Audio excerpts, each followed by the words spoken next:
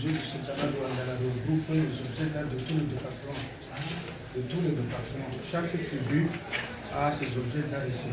Prenons l'exemple. Si nous prenons l'exemple, ça c'est le tambour et sa baguette servant de réjouissement populaire chez la communauté Mada. Le village du président de l'Assemblée. Et si on monte ici, on voit ça, c'est la canette en fer.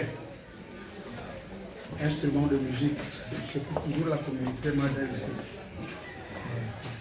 Ici, c'est l'éventail.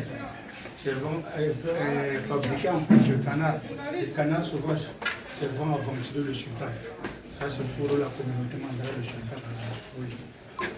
Et si on avance, bon, je vais prendre beaucoup de temps. Ici, ce sont des butins de guerre qui ont été arrachés lors de la guerre que livrait la population de Ouandala à la communauté Boron. À l'époque, la communauté de Ouandala livrait les guerres. Donc, ce butin de guerre là servait de mettre la terre dedans. Là, je vais. Il y a un mec que vous avez mangé hier, un peu acide comme ça. Je ne sais pas si c'est tout le monde qui avait mangé. Les légumes. Les légumes. Donc, voilà. L'osé de Guinée. Alors, comment on appelle ça, Boron, le chevou, voilà. Le chevou de Boron. Ne mangez que ça toute sa vie.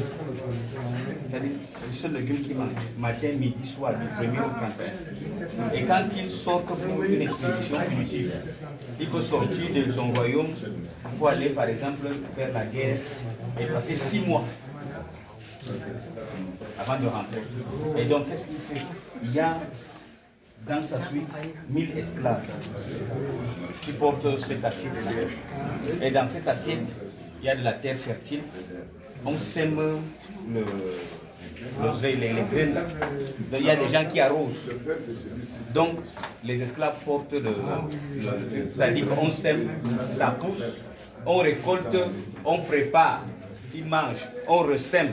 C'est-à-dire pendant les 6 mois, il ne mange pas autre chose que les grains qu'il a portés de son royaume. Parce que, en fait, pendant la guerre, c'est dit qu'on peut peut-être l'empoisonner ou bien, je ne sais pas, transformer cette graine-là pour l'atteindre. Ça, c'est le. Donc, voilà. Et donc, c'est pas le peuple qui est en face, qui parvient à récupérer cette assiette-là, veut dire qu'il a donc récupéré le pouvoir, le symbole du pouvoir, du roi et pour montrer qu'on l'a vaincu, on doit aussi exprimer cela.